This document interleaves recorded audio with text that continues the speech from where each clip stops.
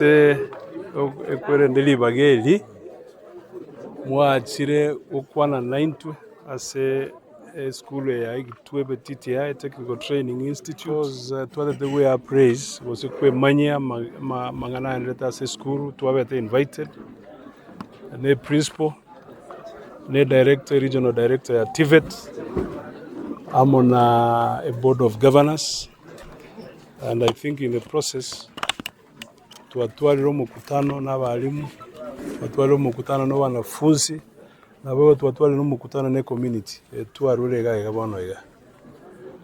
So alitwakwana na yaito and we'll be able to move so that we address issues chilijaba raised. Yeah, we are doing hostels 1300 capacity hapo.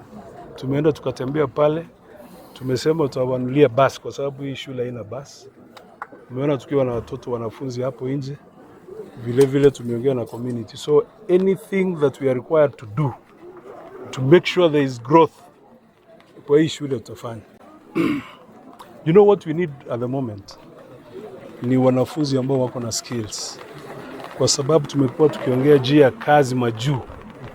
Hapa ndani tuliweka 100 computers mahali inaitwa Chitegemee. Yes, yeah. Hapa. Yeah.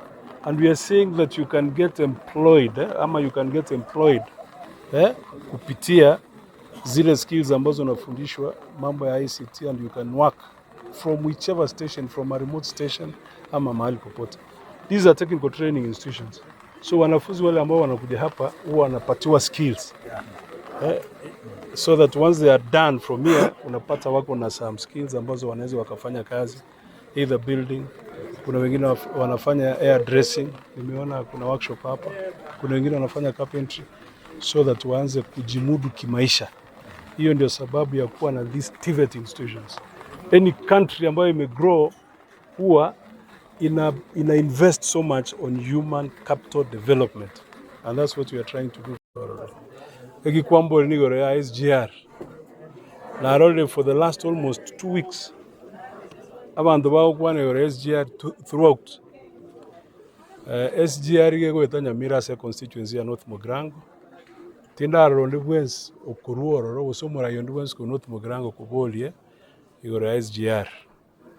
Wale watu ambao wanaongea juu ya SGR wengine ni kutoka nje, but we have the information that we have SGR ambayo inapita hapa. It covers about 4.9 kilometers as a constituency ya North Mugirango, na ile ambao kidogo watu walikuwa wanataka kuongea sana juu yake ni juu ya station ambayo inajengwa huko Ikonge.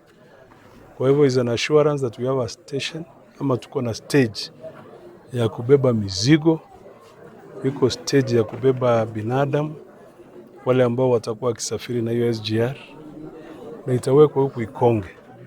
Kwa hivyo I'm just asking the leaders wasiwe na mislead watu. If they want to seek information, they can watafute hiyo information mahali iko. I know the initial design vile ilikuwa haikuweko, hiyo station haikuweko, but we requested the president when we had a meeting with him in October last year huko Kisii, wakati alikuja kuabudu pamoja na sisi. So tukawa na mkutano, tukamwambia aweke hiyo station. Kwa hivyo it's going to be there and there's no question about that. So let's not create a lot of emotions ati hii haiko, hii haina, sijui wengine wanaongea kivipi, but the fact is that station will be itakuwa hapo. Era tokonya saa tambe sana kia number 1 ekwerende SGR.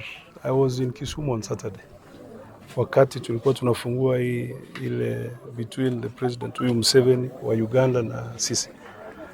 Hiyo train wakati inatoka Naivasha itapitia Narok, ipite Bomet, iguze Kericho, iguze Nyamira County, iende Kisumu, iende mpaka Malaba huko.